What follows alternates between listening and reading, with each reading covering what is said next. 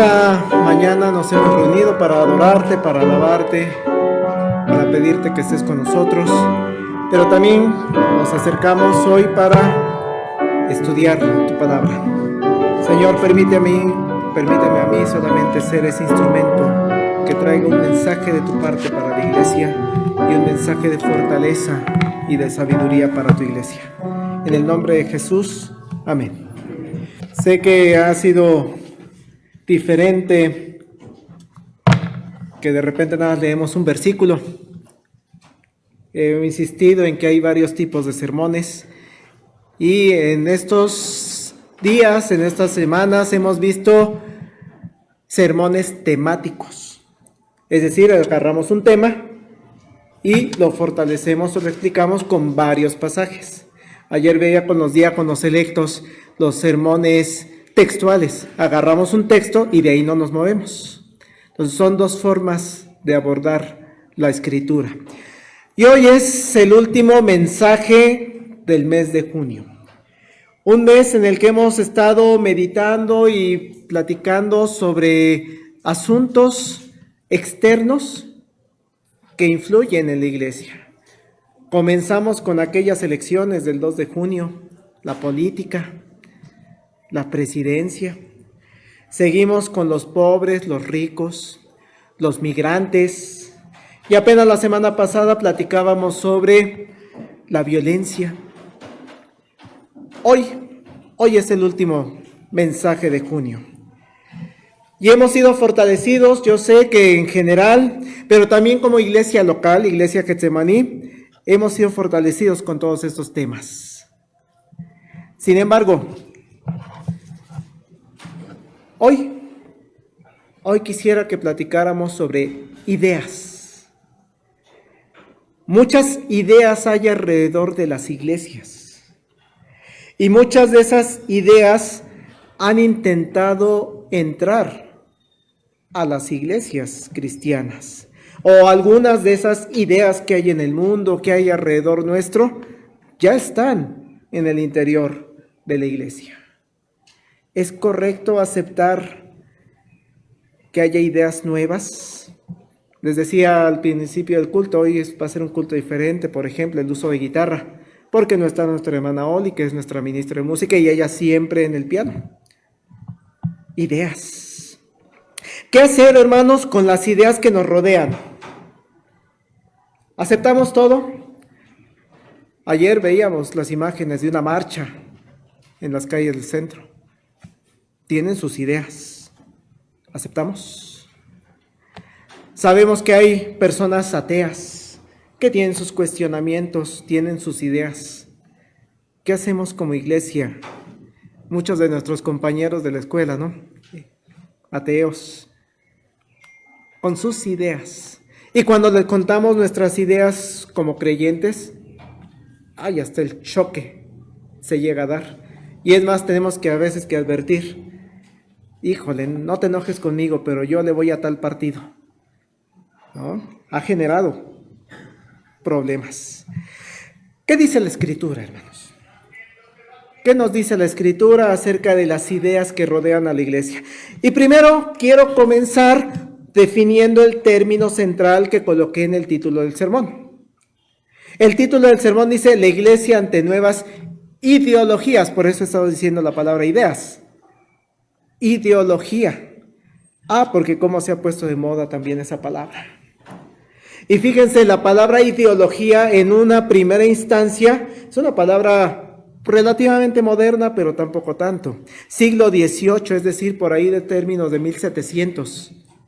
Surge por primera vez la palabra ideología y dice que la definieron en ese entonces allá en la zona de Europa como la ciencia de las ideas. La ciencia de las ideas.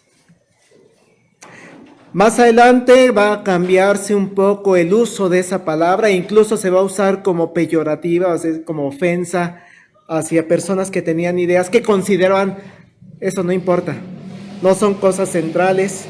Pero vamos a llegar a la época más contemporánea, mediados de 1900, en donde la palabra ideología Ahora ya no nada más va a ser la ciencia de las ideas, sino va a ser todo un sistema de ideas.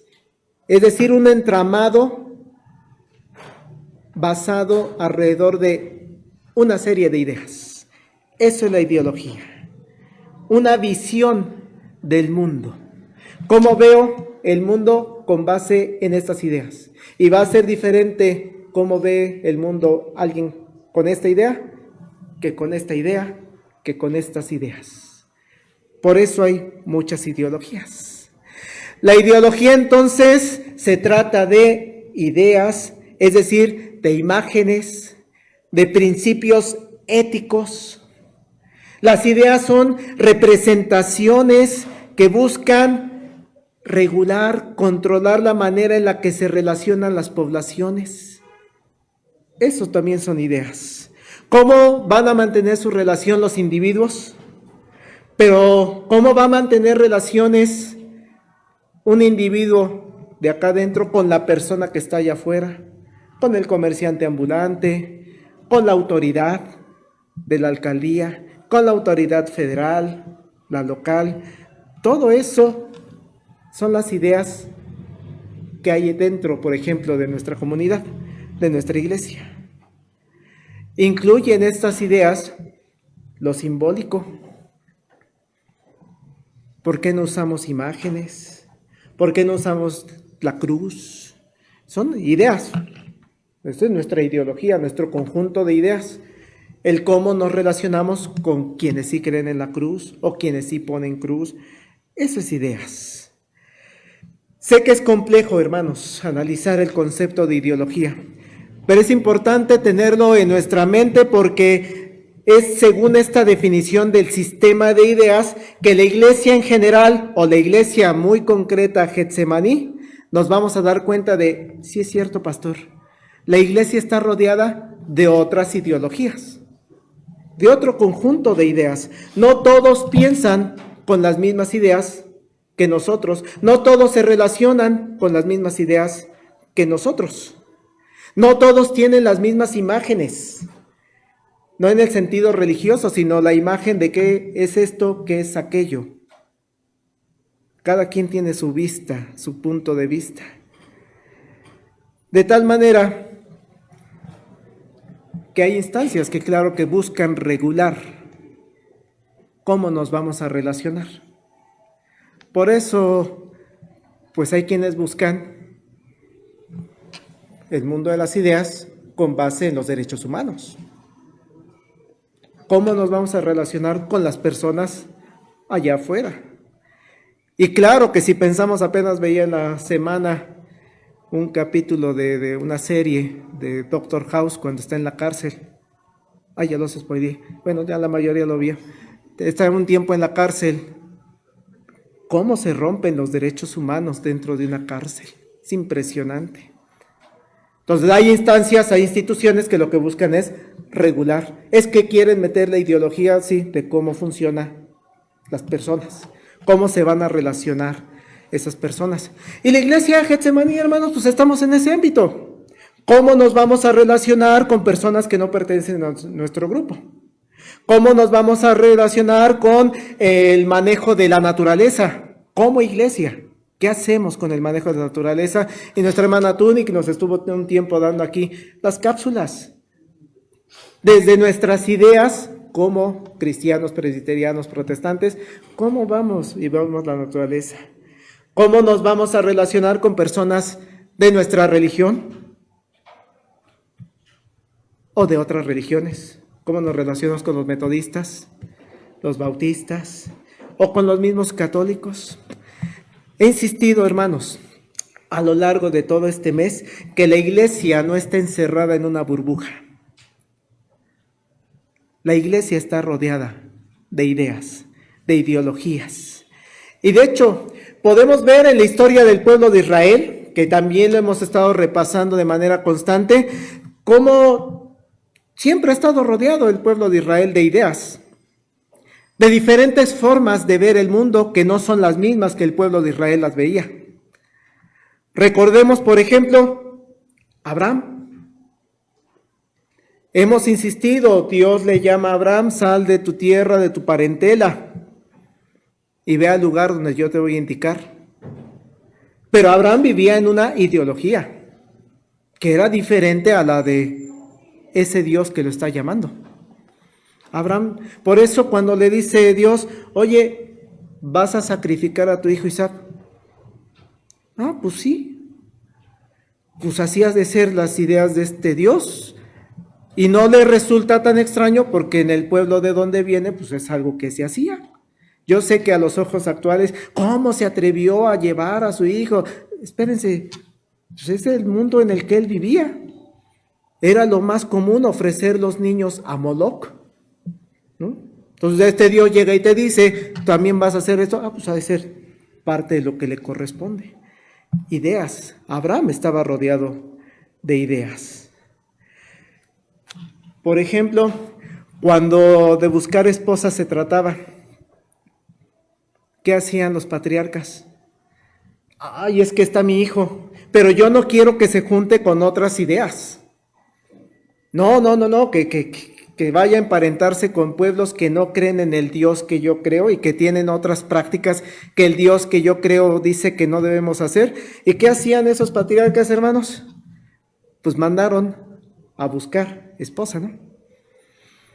Mandaron y dicen, vas a ir a buscar esposa para mi hijo, pero de mi parentela,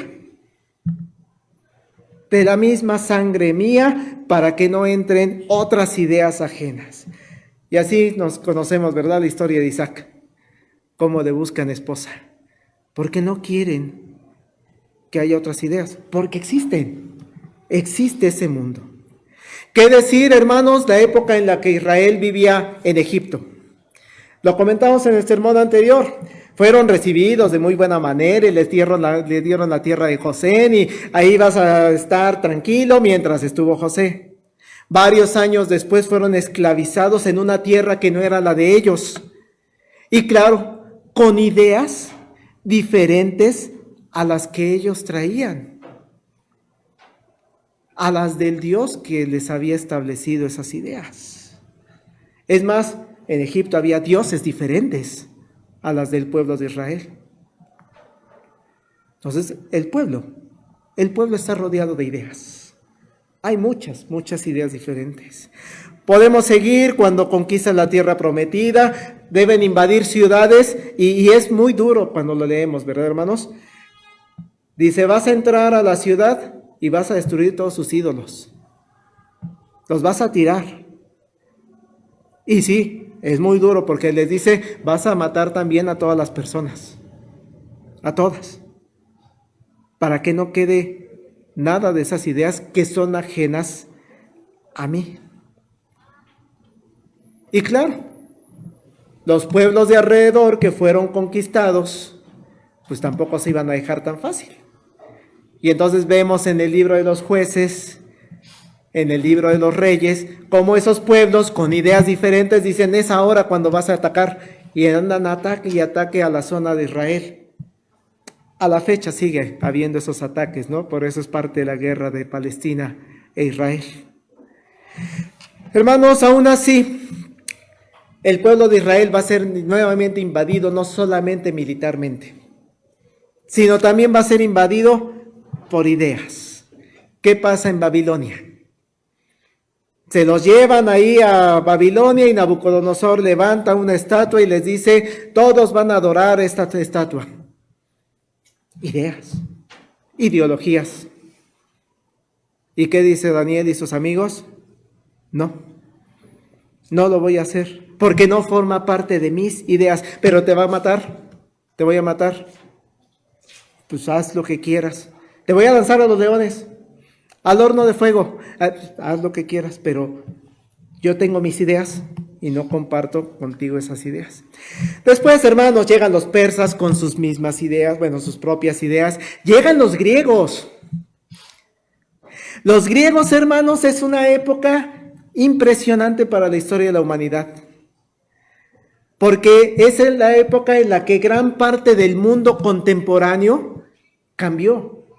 Nosotros como sociedad mundial de la época actual tiene todavía mucha influencia de la época de los grandes pensadores griegos. ¿Quién no ha escuchado, hermanos, de Platón? Aristóteles, Sócrates. Y hay otros pensadores no tan famosos, Heráclito, Epicuro, Pitágoras. Estos pensadores griegos, con sus ideas, lo que hacen es tratar de impactar a la humanidad, de manera que cuando llega el mundo romano, llega la conquista de los romanos, no pueden quitar ya las ideas griegas. Dominan militarmente, dominan en las leyes, pero la idea de cómo funciona el mundo es con los ojos de los griegos. Por eso decimos que Jesús y sus apóstoles vivieron en un mundo greco-romano. Ideas griegas con el control militar y legislativo de Roma. Si nos vamos a pensar en el resto de la historia de la iglesia, después de lo narrado en todo el Nuevo Testamento, vamos a ver que la iglesia sigue rodeada de ideas. Ahora ya no es el pueblo de Israel como tal, sino ahora es la iglesia. Y la iglesia va a estar rodeada de ideas en la Edad Media. ¿Cómo va a funcionar el mundo? Alrededor de la Edad Media y el feudalismo y los reyes y los caballeros de la mesa redonda y toda esa época. Más adelante el mundo va a cambiar. ¿Por qué? Porque van a entrar las ideas de renacimiento. Van a entrar las ideas de tratar de recuperar ese pensamiento griego, volverlo a poner, volverlo a implementar. Y la iglesia está en medio de todo este movimiento. Después viene la Reforma Protestante, porque ya las ideas eran muy alejadas de lo que Dios había establecido en la Escritura. Y la Reforma Protestante da un vuelco nuevamente al mundo de las ideas, tratando de regresar a la Sagrada Escritura. Después viene la Edad Moderna, que termina con la Revolución Francesa a finales de 1700. Llega el mundo contemporáneo, ideas contemporáneas, hasta llegar a la época actual. Seguramente lo han escuchado y vamos a predicar Dios mediante unos meses más adelante de este tema, la posmodernidad. Es el mundo en el que vive usted, hermana, que vivimos hoy. Las ideas posmodernas. Hermano, lo sorprendente es que la iglesia ha vivido toda esta historia. No usted, tenemos 40, 50, 60 años, pero la iglesia como institución ha vivido toda esta historia en medio de ideas. ¿Qué debe pasar a la iglesia en toda esta historia? ¿Qué debe hacer o qué hizo la iglesia en esta historia? Vamos a la época moderna y actual y cercana a nosotros. La iglesia en México y la iglesia Getsemaní en concreto, nos encontramos rodeados todavía de muchos sistemas de ideas, ideologías. Tal vez la más famosa que hemos escuchado, y estoy seguro que los jovencitos la han escuchado, pero también usted, hermana, la ha escuchado en los últimos años. Y la voy a poner como ejemplo, pero no es la única. Solamente porque es la más usada en los últimos años, la llamada ideología de género. No quiero entrar en grandes detalles, pero sí aclarar que este término ideología de género no es un concepto científico. Los sexólogos, los que se dedican o estudiamos sexualidad, no es un término que se utilice la ideología de género. Ese término surge en las ciencias sociales y en concreto en el ámbito político. La derecha política es la que empieza a utilizar este término de ideología de género. Y es este concepto donde van a criticar mucho a los movimientos feministas o a la aceptación del movimiento que veíamos ayer en la marcha, ¿no? LGBTQ y más. LGBTQ, quién sabe qué tantas cosas y más.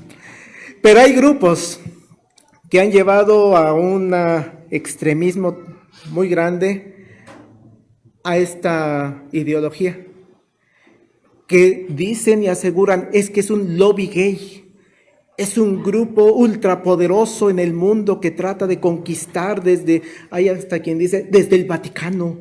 Quiere conquistar el mundo y para que tengan el control del mundo y destruyan a todas las familias. Y muchos de los que estaban en la marcha ni idea tienen de estas ideas. Los que estamos o trabajamos en el área de la sexualidad nos atacan. Y lo digo porque trabajo en el sector salud y parte de mi trabajo es el ámbito sexual. Y en el momento en el que trato un tema de sexualidad, me lo han dicho, hermanos, es que usted, pastor, promueve la ideología de género y promueve la pedofilia. Pues, espérate, no. Es que los grupos homosexuales y que la pedofilia. No, hermanos, la pedofilia es un delito. Es un delito y se tiene que castigar. Hacen pensar que los que nos dedicamos a la sexualidad es que si una persona se siente gato, hay que respetarla como gato. No, eso no dicen los sexólogos, ¿eh? Si una persona se siente gato, tiene que ir al psiquiatra a ver y arreglar ese asunto. Cosa diferente es la transexualidad. Eso es otro asunto. También es en el ámbito psiquiátrico, psicológico, biológico. Hay personas intersexuales, por ejemplo. Pero usamos el concepto ideología de género. Ideologías que rodean a la iglesia. Pero no es la única ideología que nos rodea, hermanos. Voy a poner otro ejemplo. Nos podemos meter al orden político. Cada partido político tiene su ideario, sus ideas. El conjunto de ideas que creen como grupo, y lo decía en la mañana en la clase, ¿no? Si eres de derecha, este es mi ideario político, es que yo no concuerdo contigo, entonces pues, no eres de mi partido. Hay otras opciones, ¿no? Porque son ideas las que hay en la política. Por eso podemos decir que hay ideas de izquierda, en donde, por ejemplo, se promueve que el Estado sea el que tenga las empresas. Gran cantidad de empresas nacionales y el apoyo, dice la izquierda, el apoyo debe ser de abajo hacia arriba. Primero los pobres y después hacia arriba. Esas son las ideas. Esa es su ideología en general de la izquierda. ¿Qué pasa con la derecha? Sus ideas de la derecha son que el Estado no debe tener empresas, sino las empresas deben ser manejadas por particulares. Y la ayuda fluye de esos particulares, grandes empresarios, que son los que dan el empleo hacia abajo, hacia los pobres. Ese es el ideario político de derecha. Lógicamente, pues hay un choque. Ideas, más ideas. De hecho, estas diferencias han llevado a creer que en México, no, pastor, lo que pasa es que la izquierda lo que quiere instaurar es el comunismo, esa ideología. Escuchaba un programa y decían, ¿y ya leyeron qué es el comunismo? ¿Lo entienden? Y si lo comparan con el comunismo de la Rusia, sí es lo mismo, en verdad. Esa izquierda trata de llevar hacia el comunismo. El socialismo, ideas, ideología. Ni siquiera, hermanos, a veces tenemos en claro bien qué son esas ideas. ¿Qué es el capitalismo? ¿Qué es el neoliberalismo? En fin, vuelvo a la pregunta, hermanos. Ante todo este mundo de ideas en la que está viviendo Getsemaní, en concreto, la Iglesia Nacional Presbiteriana, en manera general, ¿qué hacer? Tú como miembro de una iglesia cristiana, ¿qué posición tomas ante tantas ideas que hay? Y aquí es, hermanos, donde el apóstol Pablo nos ilustra y nos pone el ejemplo. Porque Pablo sabe que la iglesia va a estar rodeada de diferentes visiones del mundo. Ya lo vive él desde el siglo I. Pablo ya vive en medio de muchas ideas. Sabe que muchas de esas ideas han intentado o están intentando o intentarán introducirse a la iglesia. Y por eso, ¿cuál es la indicación de Pablo? ¿Qué dice Colosenses 2, hermanos? Lo leímos. Por favor, téngalo ahí abierto. Colosenses 2, versículo 8.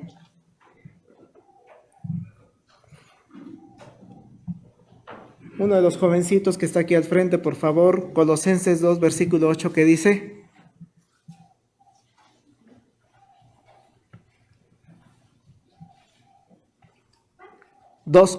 Colosenses 2:8.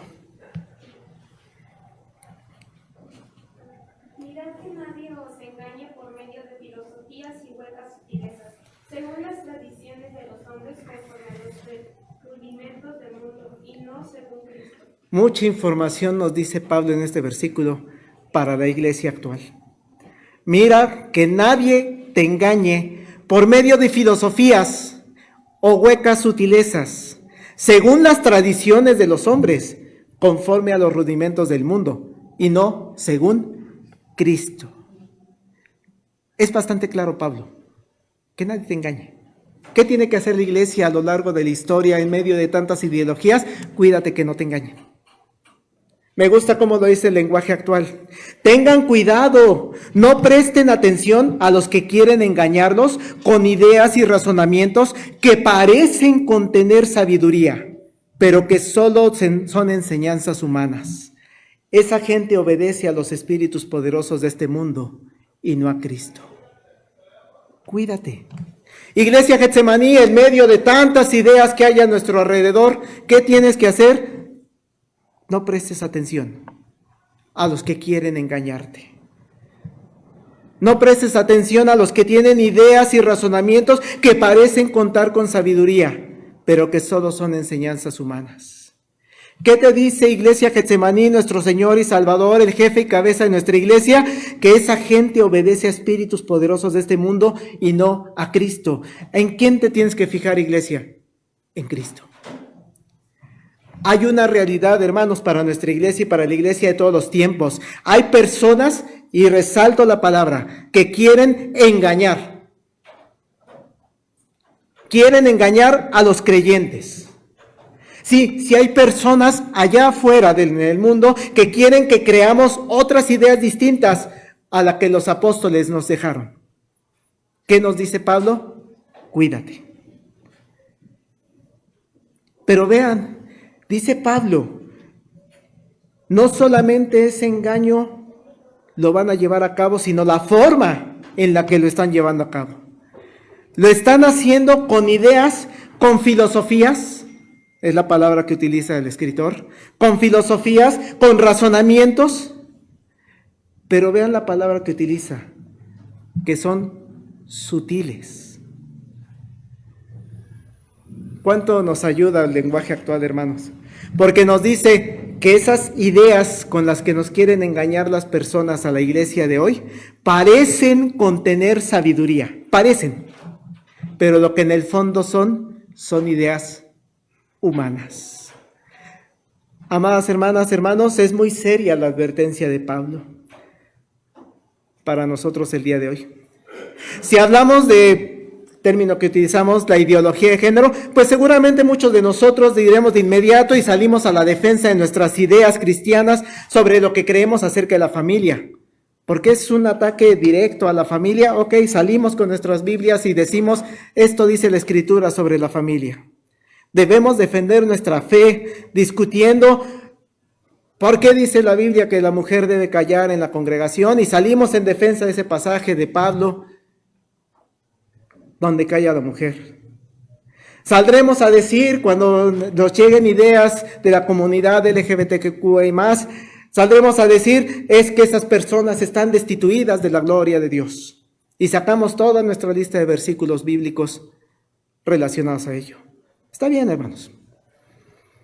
Claro que nos debemos pronunciar sobre lo que está mal, sobre lo que no dice la Sagrada Escritura, y claro que debemos decirle al mundo cuál es la idea bíblica de nuestra iglesia, qué es lo que nosotros creemos como comunidad.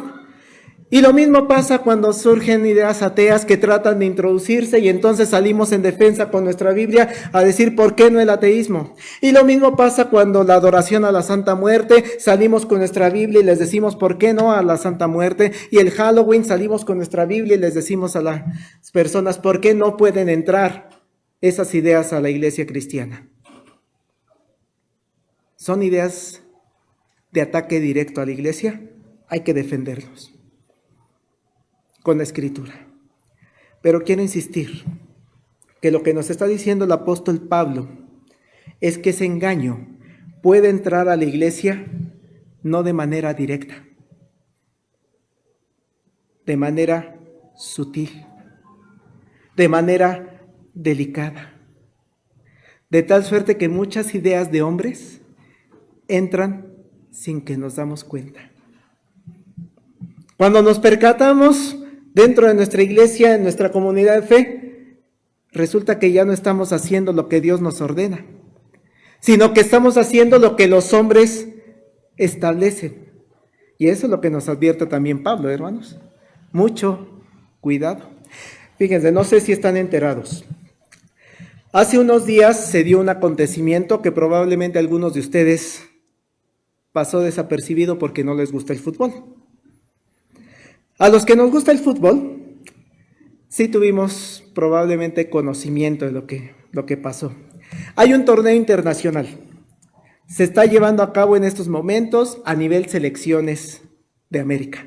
Se llama la Copa América, donde por cierto México está mal. Hoy juega y le está yendo súper mal. Sí, ya somos peor que Venezuela en fútbol, sí. Pero ¿qué pasó en ese torneo?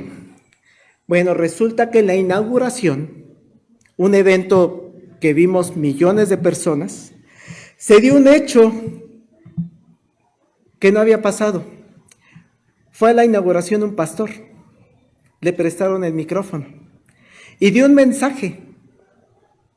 Y en el mensaje uno lo escucha y sí mencionó, por ejemplo, a Cristo. Mencionó. Y sí dio algún pasaje bíblico. Fue un mensaje muy corto, ¿qué quieren? 4 minutos durará el mensaje. Pero varias personas empezaron a publicar en las redes sociales, alegrándose, el nombre de Cristo ha sido exaltado. ¿En 4 minutos exaltaste el nombre de Cristo? El Evangelio de Jesucristo se publicó ante millones de personas. ¿El Evangelio de Cristo? ¿Eso fue lo que aconteció en ese acontecimiento? Recuerden, hermanos, mirad que nadie os engañe por medio de filosofías y huecas sutilezas, según las tradiciones de los hombres, conforme a los rudimentos del mundo y no según Cristo. ¿Qué dijo este pastor, hermanos? Sí mencionó Cristo, sí mencionó un pasaje bíblico. Tengan cuidado, no presten atención a los que quieren engañarlos con ideas y razonamientos que parecen contener sabiduría, pero que son enseñanzas humanas. Esa gente obedece a los espíritus poderosos de este mundo y no a Cristo. Hermanos, no todo mensaje en el que se menciona la palabra Cristo es un mensaje cristiano. Son sutilezas. No todo mensaje donde se usan versículos bíblicos es un mensaje sobre el Evangelio de Cristo. Cuando se analiza lo que dijo esta persona, van a darse cuenta que lo que hizo fue dar un mensaje motivacional. Sí, un mensaje de motivación a los jugadores. Como un mensaje que dan en los cursos que nos dan en las empresas de emprendimiento, y tú puedes, y tú eres el rey, y la paz debe estar sobre ti, y se la pasa diciendo puras frases motivacionales de unidad, como una empresa. Es un discurso donde se motiva a las elecciones a dar lo mejor en un ambiente de paz. Pero ¿dónde está el mensaje de salvación? Si ustedes lo buscan, no van a encontrar un mensaje de salvación.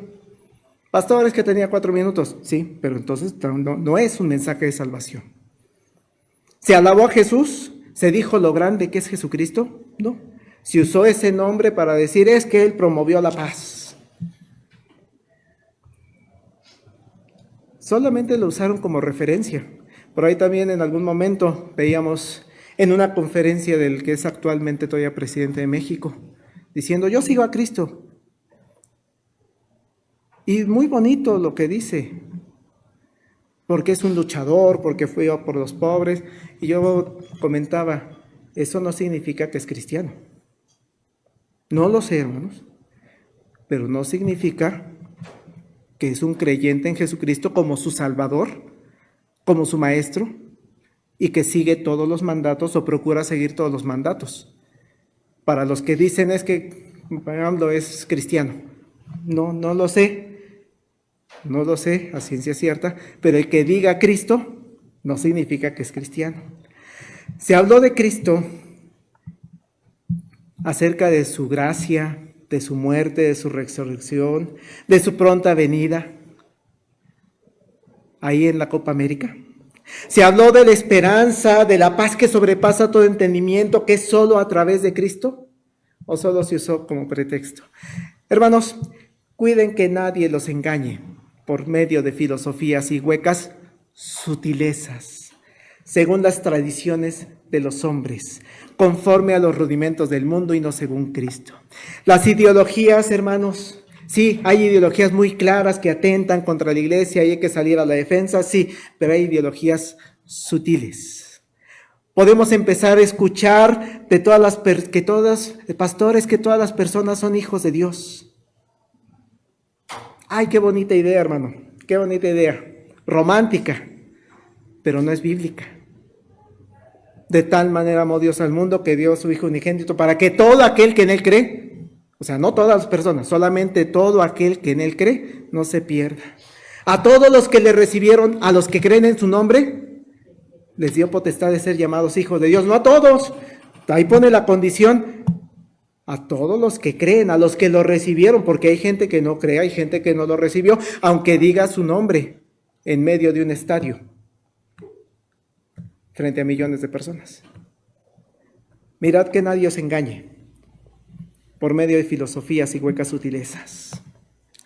De pronto podemos escuchar, es que Dios no quiere que sufras, pare de sufrir. Como si en el sufrimiento no estuviera Dios presente. Hay sufrimiento, hermanos, sí, pero es porque Dios está presente, porque Dios tiene un objetivo para ti en medio del sufrimiento. No es bíblico decir, es que Dios no quiere que exista el sufrimiento. Sí, en un principio en el huerto de Edén no había eso, viene el pecado, hay sufrimiento, pero te fortalece en la fe. El sufrimiento, escuchaba un teólogo en la semana, el sufrimiento no es ajeno a Dios. El sufrimiento forma parte del plan perfecto de Dios para sus hijos. ¿Duele? Sí, sí duele. Los que hemos sufrido, sí, sí duele, pero forma parte del plan. Sabemos que los que aman a Dios, todas las cosas les ayudan a bien. Esto es a los que conforme a su propósito son llamados. Eso dice la Biblia. Todas las cosas. Quieren engañarnos las personas con ideas falsas de prosperidad. Y nos llevan a que, hermano, decrete. Declare abundancia. Merezco abundancia, decía un diario, ¿no? Un documento por ahí. Merezco abundancia. Decreto que Dios va a hacer esto, aquello. Resulta que entonces nos estamos poniendo por encima de Dios, de la voluntad de Dios. Por nada estéis afanosos si no sean conocidas vuestras peticiones delante de Dios, en toda oración y ruego con acción de gracias. No decretes, hermano. ¿Quién eres tú? Me encanta cuando le dice a Job, ¿y dónde estabas tú, Job, cuando yo hice el mundo? ¿Dónde estabas tú cuando hice los mares, los animales? No olvides tu posición. No, pero es que yo sí decreto, estamos llamados a ser reyes y príncipes. Estás tergiversando los versículos bíblicos. Es por eso que la iglesia, hermanos, los adolescentes que están hoy presidiendo con nosotros, los jóvenes, los adultos mayores, el pastor, los ancianos, los diáconos, los directivos de nuestra iglesia Getsemaní, todos debemos estar atentos ante las ideas que nos rodean, ante las ideas que empiezan a tratar de entrar a nuestra iglesia. Tengan cuidado. Y no quiero dejar de mencionar 1 Tesalonicenses 5:21, que también lo conocen. Ábranlo, por favor. 1 Tesalonicenses 5:21. ¿Qué hacemos como iglesia ante todas estas ideas que tratan de entrar a nuestra iglesia. Algunas de manera muy directa, algunas de manera sutil.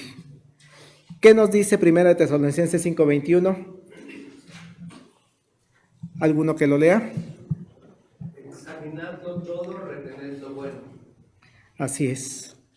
¿Qué hacemos, hermanos? Examínelo. ¿Cuánta sabiduría nos deja el apóstol Pablo en este versículo? Dice en lenguaje actual, pónganlo todo a prueba. Eso es lo que tenemos que hacer. La Biblia dice prosperidad. Póngalo a prueba. La Biblia dice decretar. Póngalo a prueba. La Biblia dice son destituidos de la gloria de Dios. Póngalo a prueba. Póngalo todo a prueba. Pero vean cómo lo dice. Pero quédense nada más con lo bueno. No, ciérrale la puerta totalmente. No, hermano, examínalo. Y quédate con lo bueno. Tal vez hay cosas buenas. Y rechacen todo lo malo. La iglesia, nuestros niños, nuestros jóvenes, he insistido mucho, no vivimos en una burbuja. Vivimos en un mundo donde hay ideas de todo tipo. Y la indicación del apóstol Pablo es no te cierres. Resultó impactante en su momento como en la época de la colonia en nuestro país, cuando se descubría que alguien tenía un libro que hablaba en contra de la iglesia dominante de la época que era la iglesia católica, que es lo que decían, eso es erróneo, es una herejía, quémalo. Examínalo, ponlo a prueba. Y si hay cosas buenas basadas en la escritura, tómalo. Y lo que no, desecha, no, hay que quemar. Quema los libros. Sé que suena, ay, pastor, esa es la época de la colonia. Hermanos,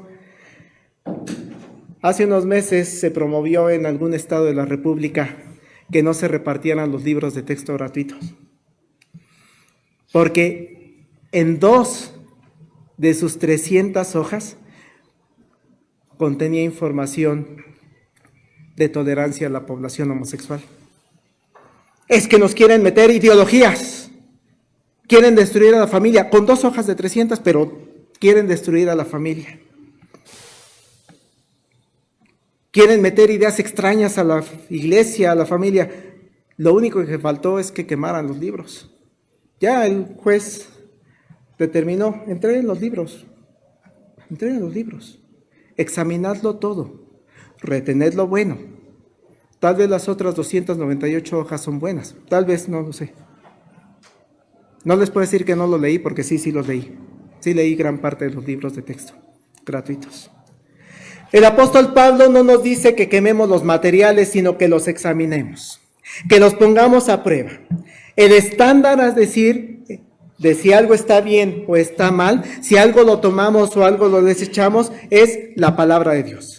Si la idea que trata de entrar a esta comunidad Getsemaní es una idea que va en contra de la Sagrada Escritura, entonces, ¿qué decimos?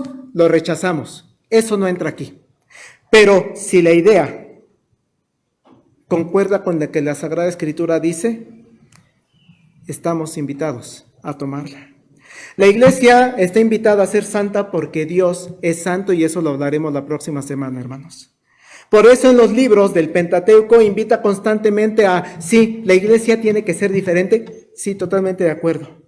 Si practican alguna acción allá afuera que no es agradable a los ojos de Dios, el pueblo les decía en el Pentateuco, tú no lo tienes que hacer así. Tú eres diferente, tú eres santo. Si algo que hemos examinado nos lleva a perder esa santidad de la iglesia, entonces sí lo debes rechazar. Pero si después de examinar la idea, de pasarla por el crisol de la palabra de Dios, si esta idea puede edificar a la iglesia, engrandece el nombre del Señor Jesucristo, entonces la puedes retener. ¿Qué pasó en pandemia, hermanos? Salimos a las redes sociales. No, es que las redes sociales son ideología y ahí hay mucha ideología que estamos edificando la iglesia en redes sociales. Están conectados los hermanos en Querétaro, en Campeche, en Nueva York. Examinadlo todo, retener lo bueno, rechazar lo malo. No todas las ideas que nos rodean son malas, si están en relación con la palabra de Dios. Concluyo. Todos nosotros vivimos en un mundo de ideas.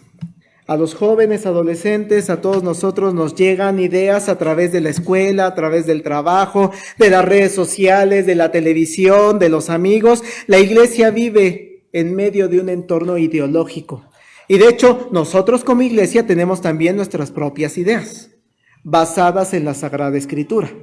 Pero la invitación del día de hoy es: ¿qué hacemos como iglesia ante las ideas que quieren entrar a una iglesia como la nuestra? Pensemos que hay personas que quieren engañar a la iglesia y quieren introducir ideas que no tienen sustento en la palabra de Dios, sino que las sustentan en filosofías. Por ahí escucharán filosofía reformacional o teología reformacional, donde dicen por encima de la escritura hay que ver la escritura con los ojos de la filosofía. Y no, hermanos, es al revés. La filosofía no la desecho, pero la filosofía la veo con los ojos de la escritura. Y al rato algún pastor o algún conocido me va a escribir por andar hablando en contra de los reformacionales. Pero la invitación es que estemos atentos a estas ideas, porque hay personas que quieren engañar, quieren introducir ideas filosóficas que no tienen sustento en la palabra de Dios, pero son sutiles. Cuando te das cuenta, ¡pum!, ya crees otra cosa diferente. Hermano, la iglesia está invitada a examinar todo. Desecha aquello que te llevan a perder la santidad de la iglesia. Quédate con ello que da honra y gloria a Dios y que edifica, fortalece la fe de la iglesia de Jesucristo y que está en relación positiva con la Sagrada Escritura.